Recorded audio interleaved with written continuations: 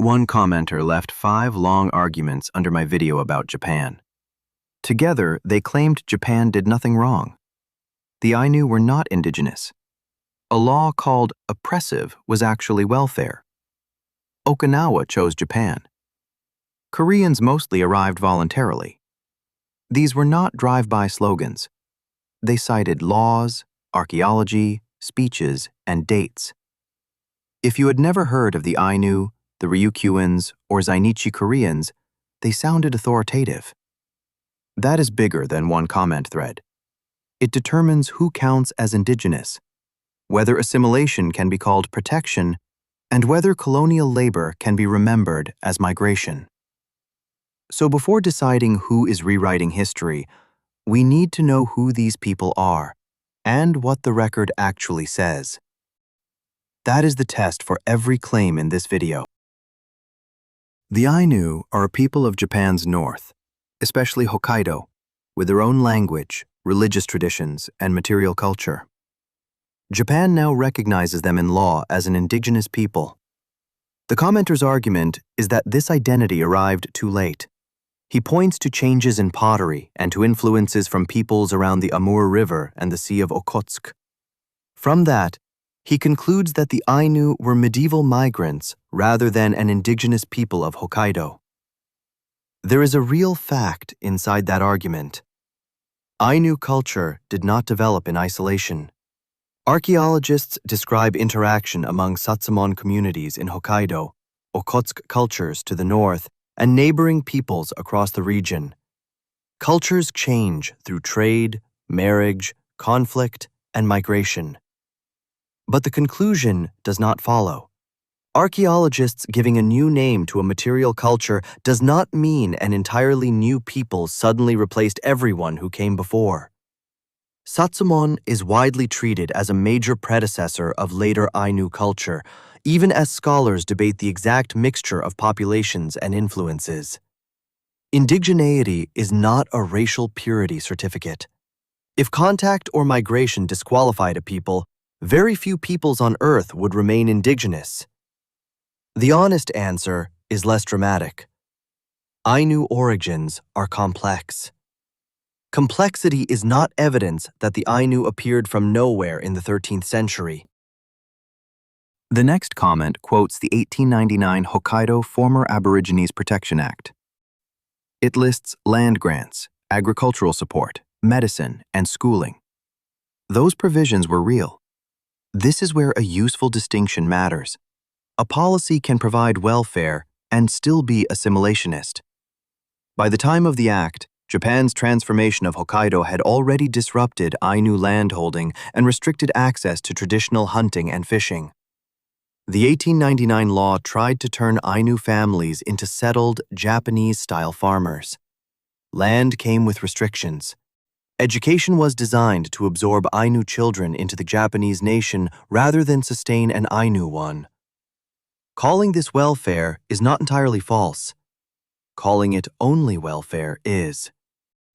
Imagine describing a policy solely by the benefits printed in its statute while ignoring the political system deciding how its subjects should live, work, and speak. The list of benefits would be accurate.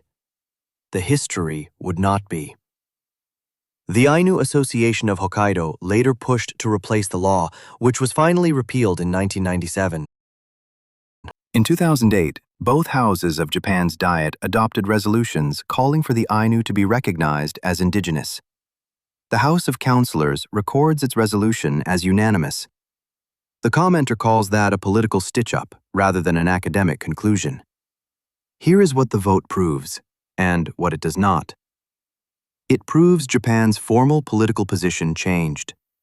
It does not prove every archaeological theory by a show of hands. Parliament cannot vote a pottery sequence into existence. But saying this was political does not invalidate the recognition either. Recognition is necessarily political because it determines rights, policy, representation, and the state's relationship with a people. The scholarship and Ainu advocacy preceded the vote. The vote converted that history into state policy. The vote matters as evidence of state policy. It is not a substitute for the archaeology. Zainichi Koreans are Koreans and their descendants living in Japan whose communities largely took shape during Japan's colonial rule of Korea and its aftermath. Their history cannot be reduced to one kind of migration. Many Koreans moved to Japan for work during the 1920s and 1930s. That part of the comment is true. Economic migration existed, although choice inside a colonial economy can still involve poverty, land loss, and unequal power. Then the war changed the system. Japan began organized labor recruitment from Korea in 1939, shifted to government mediation in 1942, and extended formal conscription in 1944. By the end of the war, roughly 2 million Koreans were living in Japan. Most returned to Korea. Roughly 600,000 remained by the late 1940s for many different reasons, and they and their descendants became the core of the post-war Zainichi population. Were there unauthorized arrivals after the war? Yes. Does that explain the origin of the entire community? No.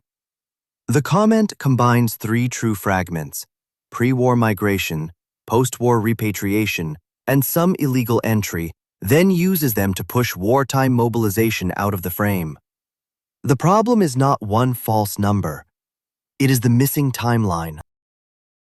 The final argument concerns Okinawa. Before it was a Japanese prefecture, the island chain was governed by the Ryukyu Kingdom.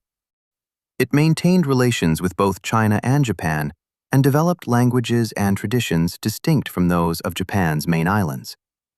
In 1879, Tokyo abolished the kingdom, created Okinawa Prefecture, and forced its king, Shotai, to move to Tokyo. Some supporters of the kingdom resisted or fled to China. The commenter reproduces a speech from one of Shotai's descendants arguing that Okinawans are Japanese, not indigenous, and that joining Japan was voluntary. That speech is evidence of one Okinawan position. It is not a referendum conducted in 1879, and it cannot turn an annexation into collective consent. The modern identity question is genuinely contested. Japan does not officially recognize Okinawans or Ryukyuans as an indigenous people. UN treaty bodies have repeatedly urged Japan to reconsider that position. Some Okinawans identify as indigenous. Others strongly reject the label. That disagreement deserves to be shown, not solved by selecting one royal descendant and allowing him to speak for everyone. These comments are effective because they rarely depend on pure invention. They use a real cultural transition to impose a purity test. They use real welfare provisions to erase assimilation. They use real voluntary migration to crowd out conscription. They use one real speech to replace a contested population with a single voice. That is why reading only for factual errors is not enough. A paragraph can contain accurate facts and still produce a false picture through selection. The answer is not that Japan's government is always right. It is not. A Diet resolution cannot settle archaeology, and a UN committee cannot assign an identity to every person in Okinawa.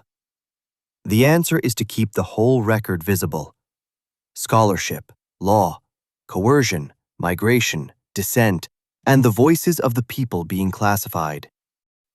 If your version of history works only after every harmed group stops being indigenous, stops being coerced, or stops counting, you are not correcting the record.